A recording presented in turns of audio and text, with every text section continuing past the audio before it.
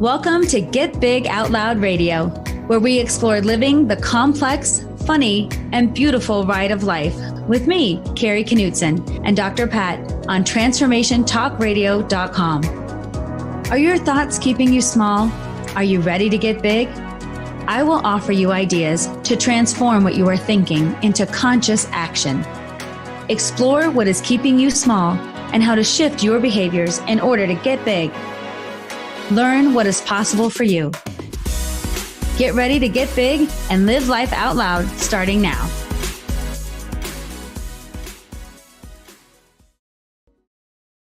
Welcome to the show. This is Get Big Out Loud with most amazing Kari Knutson.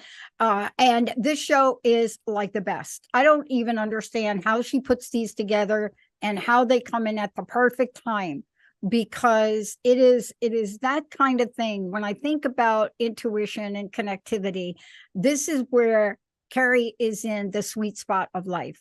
And what I mean by that is, if you haven't seen her shows, if you haven't seen her live, if you haven't been to any of her, you want to learn how to be a speaker, she does all that. She's going to help you with all that. But the one thing she and I think, noticed here recently, otherwise she would not have picked this for her show. I am pretty sure she would not have. The case for nature.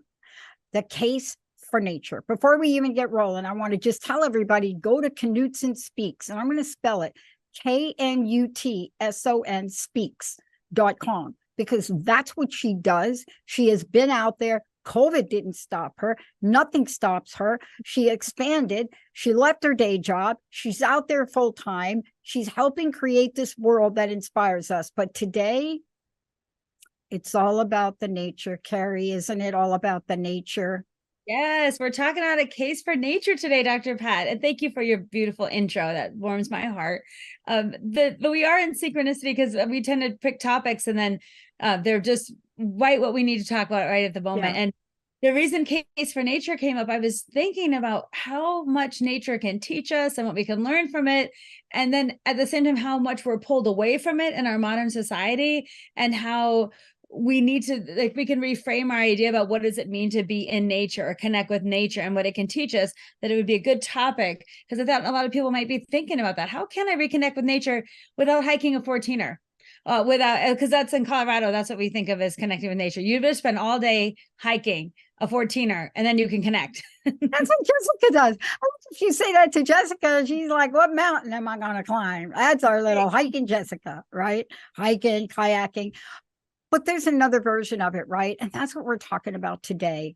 We're talking about being in a world, and don't get me wrong, I love futuristic, sci-fi, metaverse. I love to embrace this imagination of people. But when push gets to shove, I'm taking my shoes and my socks off and I'm walking out in my backyard.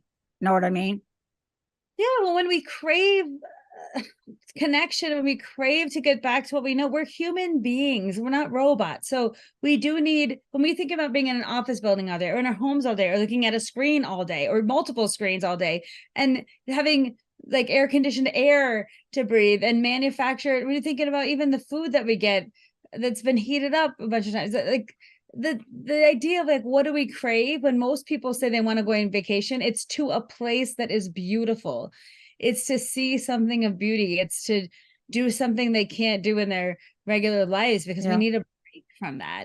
And even like you said, just going outside in your backyard sometimes, or having plants in your house, or listening to the sounds of nature can be enough to reconnect us. But we are part of nature. And that's what I want to talk about today's show. We're not so disconnected from it. We are it. We are part of it. And thinking about that, I think, can help not only just as a way to think of like, how do I want to live a more fulfilling life, but what we need to reduce stress, to stop feeling like, when we feel overwhelmed, or when things that can relieve anger and tension, and things that can reframe time, success, and achievement for us. Right. All that ties into, I think, what nature can provide for us. So it's not just like, oh, it feels kind of good to be outside. I think it can have really long-term benefits in all areas of our lives. It saved me. And most of you may or may not know this, but I have been back east taking care of my best friend who was very, very sick. I mean, it's a miracle she's here today, but she lives in a beautiful place in New Jersey. And so part of our recovery process was, once she could walk, is get her up and walk in her where she lives. She lives in this beautiful, they don't make townhouse developments like this anymore. But when Linda bought here, it was beautiful. I mean, deer, of course, eating her plants, but deer, but the deer and the land, and I have some of those pictures on my phone. I didn't get them to Emily, but just getting out and walking the little dog a couple of times a day, it rejuvenates us. Tell us about that from your perspective, especially from why we need to connect with nature as part of the natural world. Well, part of it is our regulatory system. When we think about when we get dysregulated or stressed out, a lot of that is amped up through artificial means, like the pace of life, according to TV, radio, the internet, the news, is go, go, go as fast as you can, further, faster, longer, whatever you want to say. There's no really other message saying, hey, why don't you slow down a bit? Or everything in its own time, or you're probably doing okay. Like there's not well, that voice might be there, but it's not as loud. And I think that's the voice we find in nature when you can be outside, or even connect with ideas of nature through pictures or sounds, that nature has a sound to it and a rhythm to it. And I love that we don't look at flowers and be like, oh, you're not all the same. Why don't you all bloom at the same time? You're not just like everyone. Like we look at them and think, oh, look at how cool this one is. Look at how cool that one is. And I attribute that to people. So we bloom in our different times. Sometimes it's not quite our season yet. Sometimes we're in a rest phase. And I feel like nature offers us so much opportunity to learn about the pace, the actual pace of life, instead of the constructed pace of life, which is be busy, do more always. Even when we say, if I asked you, how's your day today, Dr. Pat, you would tell me the things you did. Well, I did this, and then I did this, and then I did this, and then it's almost like getting a sticker for your sticker chart for how productive you were. Okay. And the real question is, how productive were you? Did you get a lot done? Because if I say, how was your day? Again, most people go, well, this and this and this happened, and I did this, versus like, well, I felt these things, or I had these experiences. Yeah. Or I did took care of myself in certain ways. So we reframe. Nature allows us, when you look at nature, there's no competition. It's everything in its own time. And that allows us to reframe our own experiences sometimes in terms of thinking like, I'm in my own season of growth, or I'm slowing down because I need to, harness some energy so I can grow again later, or I need to sometimes, when you hear, if you're on a walk or something and you hear the busyness of some birds when they're just like, everyone's chirping all at the same time. And I think like sometimes you're in that frenetic excitement part of life, or you need connection. So I just think it offers us a lot of opportunity to observe our pace as a kind of a man-made, let's say, or industrial kind of thing, versus the actual pace of nature, which we are a part of. Yeah. I mean, let's talk about, for me, let me answer your question. So I am back in our office today, and that I always get asked in the background, what is that wall hanging you have? Now I've got things in the background. That's my rubber tree plant, and that's my other plant. But that's my window. And we selected this office because we're up on the highest floor here, and we're surrounded by like in a tree house. My office is like in a tree house. But when I got into the office this morning, and I've been away, like I've said, I've been away for several months, and I got in here early. Jessica had been taking care of my plants. Thank you, Jessica. Amazing job. I know that is like a stretch, but we finally had a light bulb go on where we said, oh my gosh, just bring them into the office so you don't have to keep going to my house. And what I've noticed fascinating to me is I love plants. I'm a girl from the Bronx. So people say, why? But here's what I love. Nature is so forgiving. Let's talk about this. If there was one thing we could learn from nature, it is how forgiving nature is. Now, there's one plant at home that didn't make it, but Jessica will be glad to know that as of this morning, even though it looked like it didn't make it, it was like poking its green things up to grow again, right? Can't we learn things from nature? Can we talk about that? what do we learn from, the wild animals? I mean, Canadian geese all over New Jersey, just everywhere. Well, what is it that you could share with us about what nature teaches us, kindly teaches us? Yes, when I think when you look, you put up some great examples of like plants, animals, even the elements that we see around us, like of nature and trees, anything that you see, flowers. I feel like it's not necessarily becoming like a botanist or anything to learn about the cycles. I think it's observing them and thinking of when you think about animals and their instincts around survival, around their either individuality or group pact mentality. When you see animals in nature and you observe them, what's interesting is when you take away the need to achieve, they're not really like they're in competition for food, but they're not achieving who's the most beautiful deer out here, who's the fastest flying bird, who's the whatever. I feel like human beings make everything a competition. Who's the fastest, who's the best, who's the furthest. And I think when you see nature, you learn like, oh, I'm part of a cycle, so I'm connected to this and the way they're connected to this. I think nature just shows that. And I think nature also shows you resilience, like in your plants, like with a little love and a little bit of water, sometimes what looks dead can come back to life. And you see the innate resilience in the thing itself to survive. And I feel like noticing those cycles, like I'm going to bring up a lot of things, but I think if you think about too, the cycles of a tree that we're going to experience now in the fall, and you see the trees are going to change in their own time, but they all are going to change and they're going to lose something. They're going to lose the beauty that they had, the lush greenness of the summer, and they're going to go into the change of the fall, and then the really huddled up moments of winter where we go inside.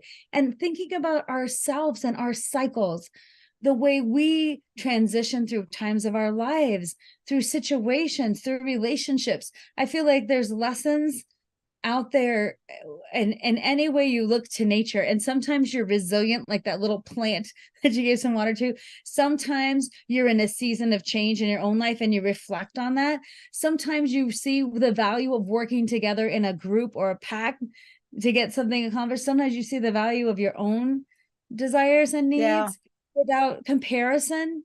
So I feel like nature offers at every turn an opportunity, if you're aware of it.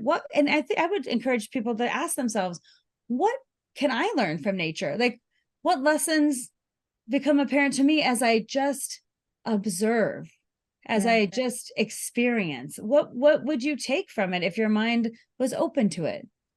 I love that question. I want to tell you something what I observed. You asked me this morning, and I went around, I talked to all the plants here in the office, but I observed something sitting between Sierra and Emily in their office. They put several of the plants. They put two of them, two African violets, which Linda got me. And there's a joke. She's like, Pat, you can't kill these. Just water them from the bottom. And she's right, but I couldn't get them to flower. And I walked in there this morning and I noticed these things on plants now. And I walked in there, and apparently sitting between Emily and Sierra, one or both of them must have flowered. I can see the little flowers on them. Yes. And I just thought to myself, how beautiful, right? Whatever their energy is, whatever that environment is in there, it was definitely better than on my kitchen windowsill. Okay.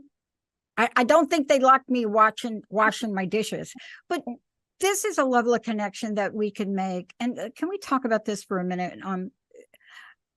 Sometimes people think we have to get on a plane and go to another country or even go to another state. And I think what we're talking about is, in our society, we have to remember or figure out a way to get back to that thing that created us, the nature and the natural order of things. Mm-hmm. What have you found has worked for yourself? Because you're busy. I know you are.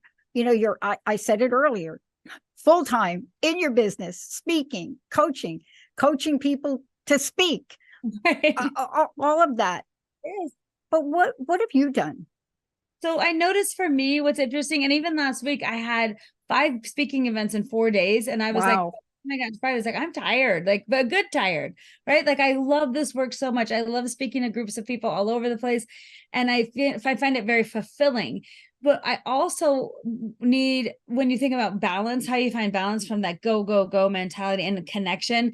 Sometimes it's the piece of just being in the moment, not doing something. And so one of the things I think that I just want to speak to that you said so beautifully is you anticipating those flowers openings, like those African violets, and being like, when are they going to open? And I wonder about the little miracle.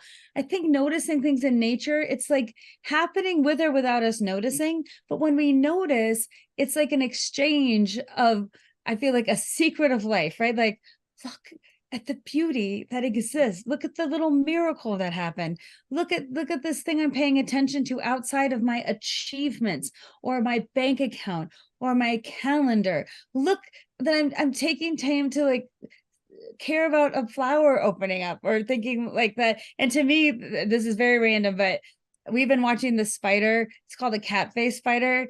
Build an incredible Oh, like, and it's by our garage, and we're always checking on that spider. And I'm normally scared of spiders, but I'm so intrigued by this interesting looking one. And I feel like it's in a safe space. It can have a safe space. And but the kids noticed it and noticed its web, and then it noticed it's laying eggs, and then it noticed how it wrapped up beetles that it found. And like, we're into the life of this spider, like you wouldn't believe. And I kept thinking, what has noticing done for me? What slowed me down? It's helped me to focus on something other than me and what I'm doing. And when I think about being outside in nature and like being excited with my kids about this web and the latest developments in the spider community, mm, it's not talking about something that's fabricated like through a TV show or through a video. It's something that's yeah, happening in real life. And I feel like that noticing aspect is just a focus away from all our most of us are like a million miles a minute. And I feel like nature offers us a chance to refocus. And I'll say the same things when I'm watering my plants around my house or when I'm tending to my own garden outside, which is just this little patch. It's nothing like to write home about, but I get so much joy in when a flower blooms. Or I feel devastated too when I'm like, oh, that guy didn't make it. Could I do better? Right. So I just feel like it's a chance to really focus in a way that I feel like some people benefit. They'll say the same thing about meditation. I really can just focus on my breathing and just get to my sense of self. I feel like when you're engaged with nature and the power of seeing the magic of the spider or seeing the flower opening, or for me, anytime I hear the ocean, I don't even have to be at the ocean. I put ocean sounds on my phone sometimes just to feel that connection. I call it the heartbeat of the world. Like I feel like it, for me, it calms, it takes me from here because I run really high. You can tell how I talk fast, think fast, act fast. I have horrible impulse control. I just do it. Um, that this is the panacea to that. It's a way to other that experience without me trying to sit cross-legged and breathe and focus. It's yeah, another way to do that. So that's what helps me in real life without going to yeah, another country or hiking up a mountain, which I think would be amazing things if you could do it. But sometimes you have to look in your own backyard or on your city street or on your windowsill or in the corner of your garage for the spider. Like you have to notice, and nature is everywhere. So it's finding how to connect with mhm. nature instead of away from it. And even if it could be small things, it doesn't have to be huge.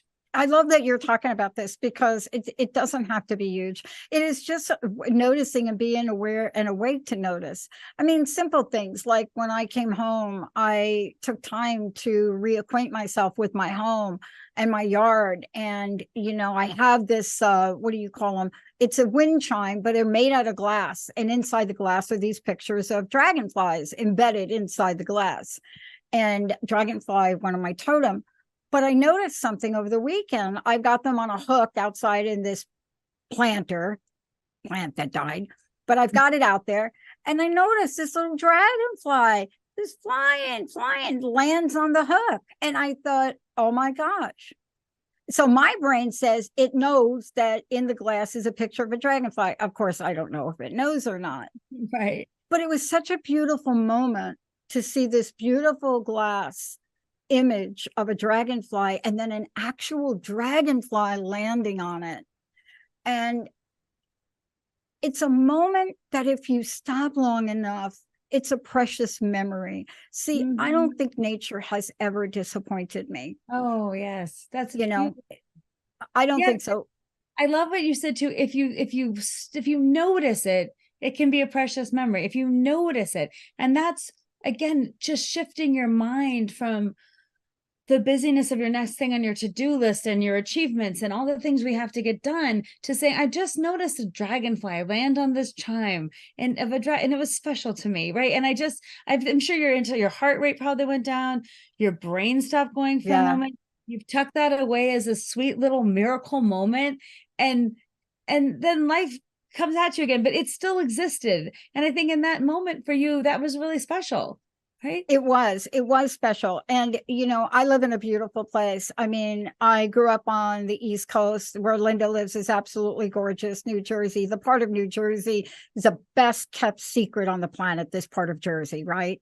Nobody knows about it, right? It's like, oh, like West Central Western, right? There's a reason that you call New Jersey the Garden State. Very good reason. But then I come home here and we have not had rain here at all, and not planning to have rain here. But yet the beauty here, these tall, beautiful trees that are so ancient, so old. Mhm. When we come back, I want to talk with you about this. We're going to take a short break here in a minute. But I want to talk to you about what we just said. Sometimes you have to stop. You have to stop your busyness. You have to stop. And it's a conscious effort, right? You have to stop. But before we go to break, I would love everyone to know, how do they find out about you? Tell us about the coaching you do for people, not just coaching them as a life coach, but also speaking coaching, and how people can get a hold of you. Thanks, Dr. Pat. Yeah, you can go to knutsonspeaks.com. It's KNUTSON speaks.com. And what I call it Knutson Speaks is it encompasses everything I do, which is speak on topics related to psychology. I say what I do is take psychology off the couch and bring it to people to help make our lives better. But then also speaking for impact, how to help other people be better speakers. The world needs better speakers. And I have not figured it out, the exact formula, but I have been practicing, and I have some good tips and ideas. And so I love to work with people to help with confidence, whether it's a small group or you're doing a conference or you're running a meeting or you're giving a toast, whatever it is. I think that idea of we don't have to be great public speakers. We should just be great speakers. And we have a lot to share. So I do that sort of work. And then I do work on individual coaching for people who want to improve their lives. And all of it comes under the guise of Knutson Speaks. It's me speaking and talking. And then I have a one-woman show around our life lessons and stories that we learned. So that's my umbrella of Knutson Speaks. And you can get all that information on my website. When we come back, we're going to talk about actual things we need to do. But the idea of stopping is so important. And stopping happens in a lot of ways. Our mind, how do you stop our mind? And I got myself caught up in like a thing. I have had an orange SUV. It has to be at least 6 years. I don't know if my previous, beautiful orange. This particular car company, produces one of the most beautiful candy, almost like a candy apple orange. Now, I will tell you, they stopped making the car in this color. I tried to get another orange one for this lease. There are only 7 in the United States. And in order for me to get one, I would have to drive to Coeur d'Alene in Idaho. And I decided not to. I decided it was so complicated, just so many things about it. And so I picked a colored card that even shocked me to pick. And people said to me, how do you go from orange to that color? Now, it has to do with nature. It has to do with other things. But color is such an important aspect in how we connect with nature. Let's take a short break. We'll be right back.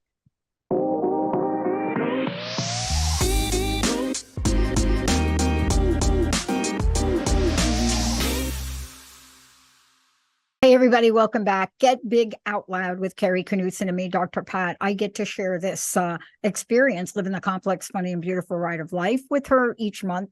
Today, we're talking about the case for nature, and there's never been a time where we don't need to talk about this a little bit more than we generally do. Whether you're driving in your car, putting the kiddos on the bus, whatever it is you're doing, going from here to there, the world is filled with ongoing ways for us to be in our busyness of life. But nature offers something that's so indescribable. Now, look, before we get rolling here, again, I want to mention how you can find out more about Kari, KnutsonSpeaks.com, KNUTSON speaks.com. And then Emily is also putting her information on the video version of this, the TV version of this, which is great. Kari, thank you so much for this. And thank you for this topic, because it is super important. And, you know, in the busyness of me getting back, and I'll be here for a little bit. And, you know, I had to take this time to go out in my yard, and I had to take this time. And a very, very bold rabbit out there had a conversation with the bold rabbit about my car. So here, for the first time, I think in my life, if this is true, I am going to get a black SUV. But I will tell you, I'm negotiating with Ray up there in Nissan of Everett over there. Ray, great manager, amazing man.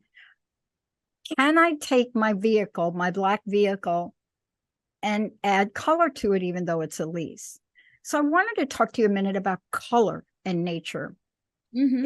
It's different. I don't think I've ever owned. Now, I had a black Harley, but even with the black Harley, I had orange flames on it. But you see how we relate to things. Nature is about color, even if the leaves are gone, the snow is white, but we notice colors of things. We notice the colors of geese flying in the air. We notice the color. Tell us about this relationship and what can we do? Because we do not do one thing. We don't stop long enough, as Linda says, to smell the roses. Yes. And the idea I love, well, so everyone understands you got the black car instead of your orange car. And I'm picking it up Friday. Yes. So we'll all be excited for you in your black It's car. black. But just tell everyone what you said, like your logo and all that, that it's actually, instead of just being a black car, you're reframing it as a canvas. It's a canvas. And we have these beautiful logos for our new network and channel. The logos were the first to come out. And I said to Ray, I said, can I get some kind of decal on here that will not be like, oh my God, you ruined the paint job. Can I do that? Because I saw this black car, as beautiful black, by the way, it's beautiful. It's no question. But then I saw it as this canvas that I wouldn't have been able to see the orange car as. You see what I mean? And that's what I think nature gives us. It gives us a canvas. We can always find a canvas to use our imagination, I think. Yes. And that's the idea of color is huge when our brain processes information, how we even see color. A lot of us see colors in different ways. If you describe something, some people say, oh, that's more purple, or no, that's more pink, or like, you know, that shade of blue, or even the color turquoise has so many different variants, right? So I think nature provides that stimulus in our minds for patterns and colors, but in a way that doesn't feel so frenetic. Like when you're watching a TV show with like ads and things and go and like that's at you, versus when you are observing nature and you can see the color palette before you. And there's the work of this woman that I like, Ingrid Fell-Lee, writes this book around being joyful, what it means to bring joy. And a lot of her stuff is with colors. Like how do we bring colors? And a lot of things like, what does nature show us about colors? And I think the idea of, again, even if you're walking on a city block and you observe something about the trees you pass, right? Or the way the sky looks, or a bird you hear, like that noticing takes you out of the frenetic headspace of go, go, go, do, I'm late, what's next on my list? And I feel like a lot of times you could, if you weren't paying attention to what's going on, you could miss a lot of what's going on around you. And I this is how I describe it. Have you ever had a friend visit and then that friend's like, what's over there? What's that? And you pass these things every day. So you're like, I don't know. Like you're seeing it with fresh eyes because you have a new perspective. And I feel like nature offers you that chance to be like, what's in my own environment that I haven't seen? And that's again with the case of my kids noticing this really cool spider and spider web, like noticing it. And I feel like the colors of things are so interesting when you notice them. And it's the act of getting out of your busyness brain into your human brain. We are part of human nature. We're not away from it. So recognizing that. So I do think that nature affords us, like in the sunset. Why do people take pictures of sunsets? Because they're Oh, amazing, right?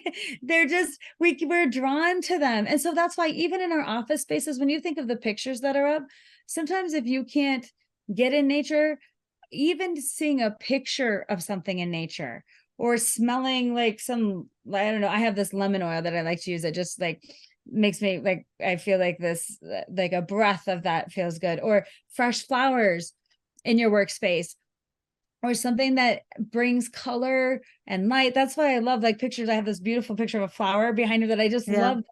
I love the richness of those pinks, and the flower unfolding is like forever fascinating. You could just look at that all day long. So I think we can invite that. And it takes a little bit of effort, which I think is worth it. If you looked around your own space and to be like, where can I invite nature in? Where can I go out to get nature? How can I visually have things that are pleasing to my eye? How can I smell things that are pleasing? And I feel like nature offers us so many ideas Mm-hmm. of how to do that. Yeah. Let's talk for a minute. There are a lot of people that may be thinking, I'm not visual, but I am auditory. I am, there's audio, and there's also, let's talk about something, the power of poetry for a minute, Oh, because there yes. are a couple of poems that you relate to. And I Yeah. want to talk about poetry for a minute. The reason that this is important for me is because I really grew up basically illiterate. It was very difficult for me to read and write. I graduated high school. That's another story for another show. But reading and writing was not going to be at the top of my list in terms of graduating. And, it took me a really long time to really get my skills and learn different, because I do learn different. But poetry always fascinated me, always fascinated me. I actually passed summer school because I had to bring a poem in and recite it. And of course, I couldn't read very well, but I memorized all of the words to Bob Dylan's Positively 4th Street. And I came in and I held up a piece of paper. Of course, it had nothing on it. And I read his poem. But there's something powerful about reading that poem. And it's something, I call it a poem, but there's something powerful for people that don't necessarily see, but take the sounds in or read. Tell us about that for you. So I love the work of Mary Oliver, and I think she is a naturist through and through. And any poem of hers that you read, I feel like is so telling of how we could connect with nature, how we could think about nature, and also the longing for just being and not having to work for something or to achieve something. And I love some of her expressions around like nature doesn't own anything, yet it is so abundant. And like, so I want to share one of the poems that I just love. And it speaks to me. It's called Black Oaks, and it's just a segment of it. But the part that I love, because I think it reframes our idea of time and busyness. And this is what it says: today is a day like any other, 24 hours, a little sunshine, a little rain. Listen, says ambition, nervously shifting her weight from one boot to another. Why don't you get going? For there I am in the mossy shadows under the trees. And to tell the truth, I don't want to let go of the risks of idleness. I don't want to sell my life for money.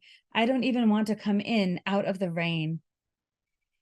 And that what spoke to me is like how much of us how we're selling our lives for money, for paying our mortgages, for feeling what our bank account needs, and the risks of idleness. Like, don't take a break, don't relax, always be going. And she's here offering a complete other way of shifting that. And I think the words that you can use, and that's why I brought up it's to me, just reading her poetry sometimes can help me reframe a moment.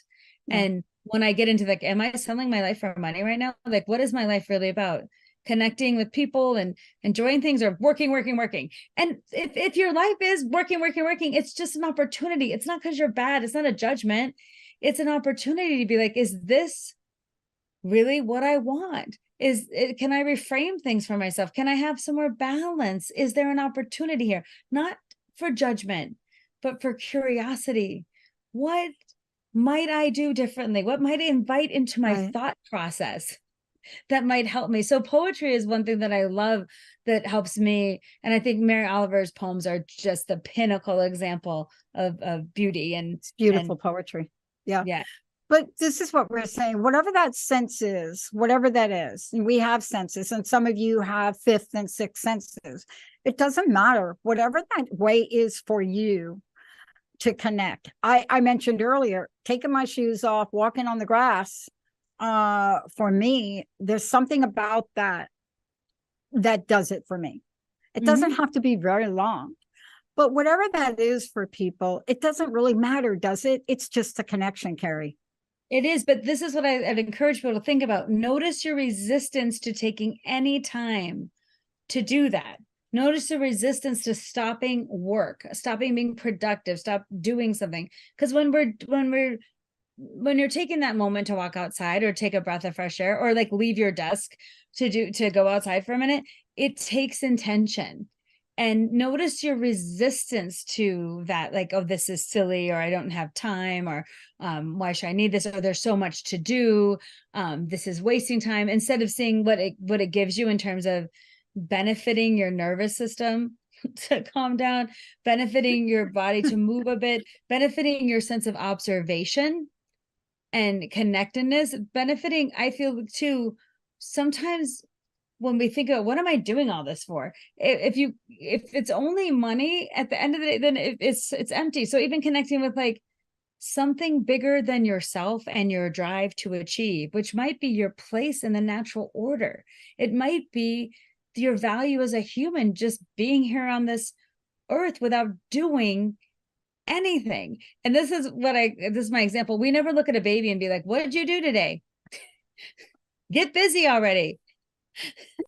Oh my gosh, all you did was sleep and eat and poop and cry and laugh and sleep again. Oh my God. Like, it's funny. Right. But we treat ourselves like we better have some worthiness by our doing. And I think that's, if you think about yourself as a human that needs sleep and love and time and food and even how children observe the world, what's this, what's that, what's this, what's that, like some of that curiosity that we tend to lose as adults, I think we can easily find that again in nature. Why did this bloom that way? Look how cool that tree is. It sure is windy today. Listen to the sound of the chimes when the wind hits it, right? Or like, I even think sometimes observing when we go camping, I could sit by the fire and watch fire flames for like hours. Somehow they're fascinating to me. When you put another log on, or when it makes a crackling sound, or how those smoke shifts. We just spend hours sitting literally observing fire. And it's some of the best memories that we have. Yeah, I'm with you on that. It's fascinating about the fire, isn't it? Because I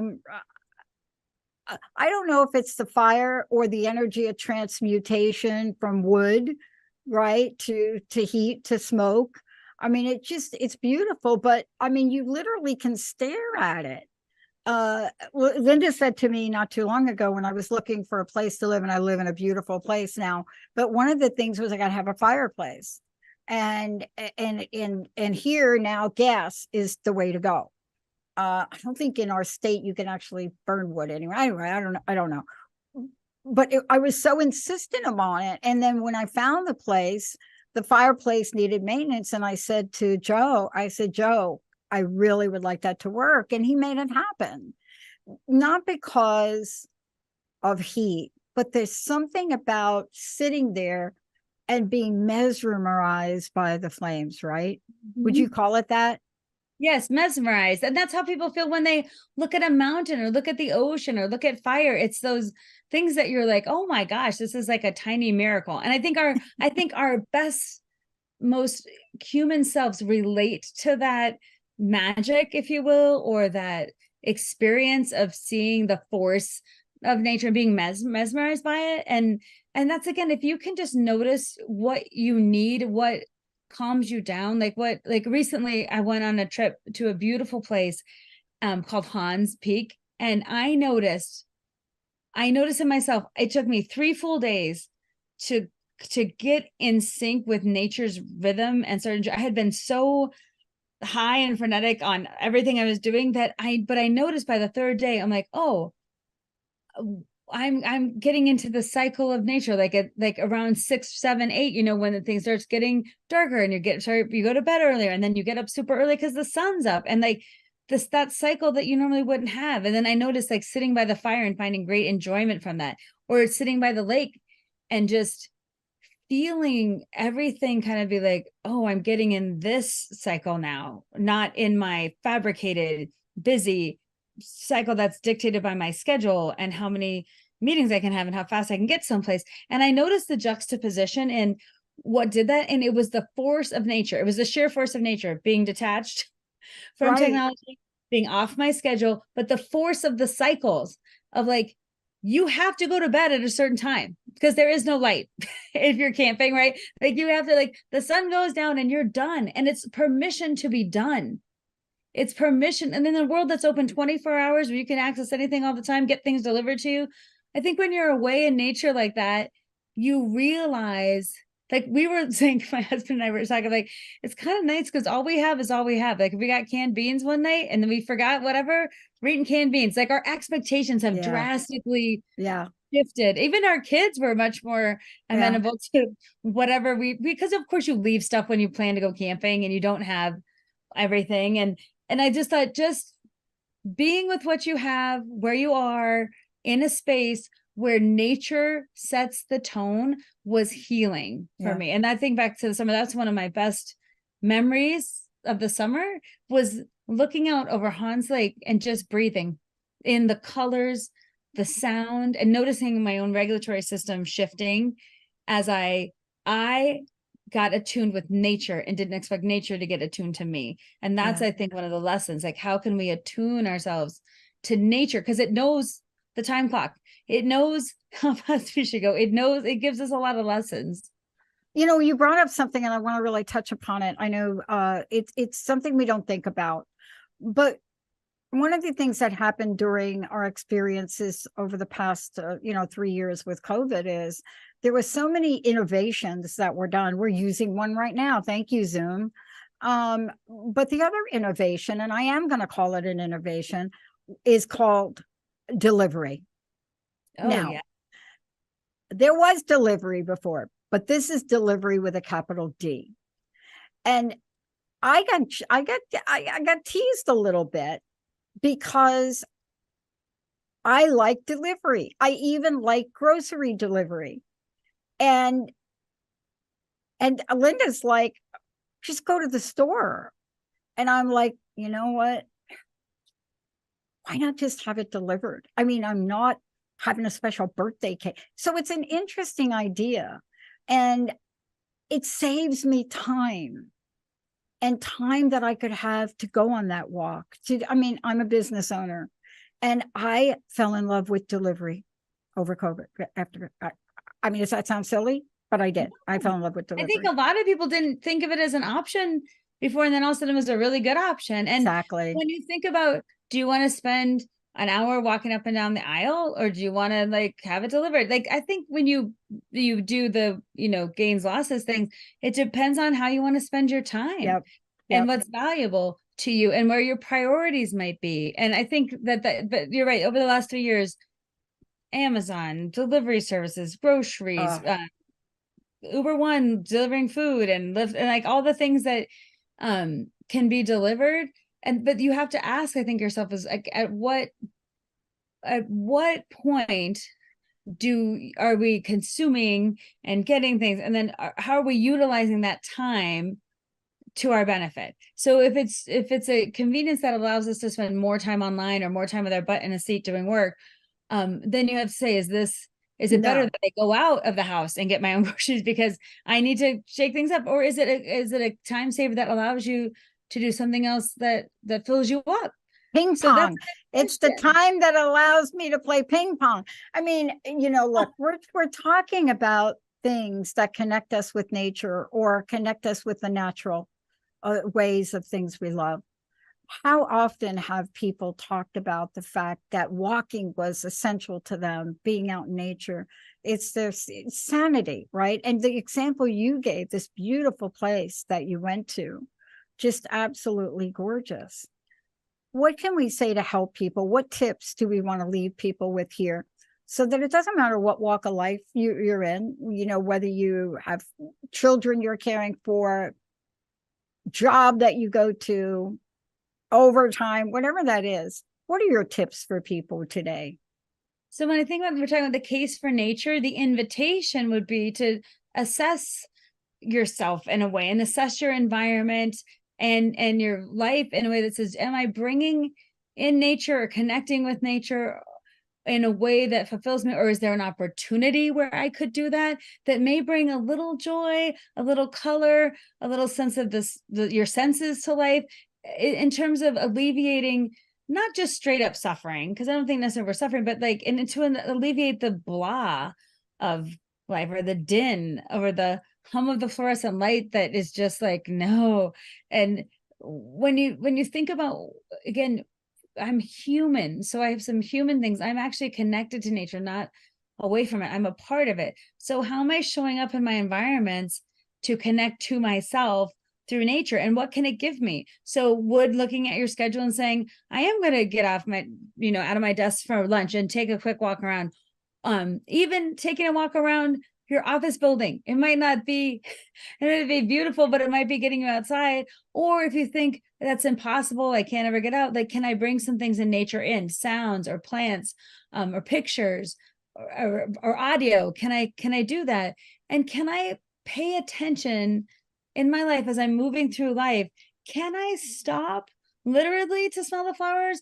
Can I stop to actually notice? Because I think it's in the noticing. Even the bark of our tree out front, it has shifted as the tree's gotten bigger, and it's like getting thicker now, and it's in a stage of growth that we're like, oh my God, that bark is so scratchy and cool. Like, who cares? But yet it's so cool, right? And so thinking about like noticing things, or when a flower comes up and you're all excited about it, to see like, this is ridiculous, but the joy that I have, I brought a plant to life back in front that I thought was totally dead, and it had one little tiny flower that decided this season, and I'm like, you're not dead yet. And so I just feel like the noticing of other things rather than me being so internal, which a lot of us are. What does this mean to me? What's the problem for me? What do I need to figure out for myself? What's wrong with me? What do I need to do next? And it's all this kind of thinking. I feel like when you can connect to nature, you take that and you take all that energy and you just are with yourself and the world in a way that can be very calming, powerful, enlightening, beautiful, joyful. Or even in the midst of like winter storm, you'd be like, I'm cold and the wind is, look at nature whipping this up, and look at how this feels. And even just noticing the power of nature, and our place in it, and remembering we're not so disconnected, we are part of it, and seeing, how am I part of it, and what kind of benefits could I get from actively engaging with it? Yeah. And thank you for bringing this topic to the forefront today. I mean, it's one where we have to remind ourselves, we have to remind ourselves. I know our lives are busy. I know for me, I'm very grateful that I had the opportunity to go back and help my best friend out. That I made a conscious decision to take that time. But even in the middle of that, it was so important to remember the things you just shared with us today. It was so important to remember that whatever's going on around you, we have an enormous capacity to stop and literally smell the roses or not. Mm-hmm. Kari, thank you. Again, tell people how they can get a hold of you, and what's your personal message? What would you like to leave us with today? Sure. You can connect with me at knutsonspeaks.com. And I'm excited because I'm redoing my website, and I'm excited to have even more access to videos and classes and other things that are coming up, or that I'm pushing out of my comfort zone to see what I can offer, because I think talking about issues in psychology and how we live as human beings is so valuable. So everything right now is at KnutSonSpeaks.com. And the message, I took some notes around what I wanted to leave you with today. And one of the biggest things is to remember and it's in our names, we are human beings. We're not human doings. So if you forget what your role is or your purpose in life, you just say, what am I? I'm a human being. We're not called human doings when we act like that all the time. So I'm a human being. So what does it mean to be? So I can be either in the manufactured world, or I can be in more of a real world, in the pace of the real world, and also with the achievements of the real world, not some like manufactured. And I feel like that idea of connecting with nature is like the best part of us. It's the calmest part of us. It's the most curious part of us, the most interesting, the part of us that can get excited when we see something growing or something cool in nature. Like I can look up, what is a cat-faced spider? I can't tell you, this whole summer, look up cat-faced spider. You will be like amazed. But I think all those things are so vital, and that to remember you're a part of nature, not a part, but a part. I'm a part of nature, not a part. And that whole idea too of like not hurrying nature is part of not hurrying yourself and taking the lessons from the cycles of nature. So when you feel the light wind versus the hurricane force, that's our life, right? Sometimes we're in a hurricane force kind of wind moment, and sometimes we're like a light breeze. But what can we learn? What can we observe about ourselves? And what I really think too, if we can be intentional and find satisfaction, that again is the baseline of how we show up, is to feel joy, is to be calm, is to enjoy things and have perspective. Like it's almost like coming back to the best parts of ourselves that will help us for the journey. So when you think about sitting at your desk and just working through lunch and like being busy and like, I encourage you to think like, look at my resistance and where can I add some things in nature in my life, whether that be getting up and going out into nature, whether that be inviting it in or finding ways to listen to it, or being more observant in my planes, trains, cars, automobiles, subway rides, whatever it is. Like, can I be more observant of it? And can I remember that indeed I am a part of it and act like it? Kari, thank you so much for this. It's a beautiful reminder as we all get geared up for whatever we're getting geared up for. Pretty soon we'll be talking about popping into holiday season, and it has never been more important than it is now to really take those moments. And by the way, if you're around family and friends, invite them to do it with you. It's okay for the family to take their shoes and socks off and take a moment on the grass. It's okay. Unless, of course, you really value your time alone, then do that too. Kari, thank you so much for everything. Thank you, Dr. Pat. Great show. Thank you. Awesome. Emily, thank you for putting all those amazing pictures in. And I want to thank all of you and remind you again about Kari Knutson just said, this is the time to take a moment and first stop and then connect. Remember to do that. You will fill up your gas tank. Amazing energy. You'll have moments of bliss and enjoyment. And it's so simple to do. Thank you all for tuning us in, turning us on. We'll see you next time. You have been listening to Get Big Out Loud Radio, where we explore the complex, funny, and beautiful ride of life with me, Kari Knutson, joining Dr. Pat live every second Monday at 10 a.m. Pacific on TransformationTalkRadio.com. I will help you to know which thoughts are keeping you small in order for you to get big. Get big and live your life out loud. For more information, visit KnutSonSpeaks.com.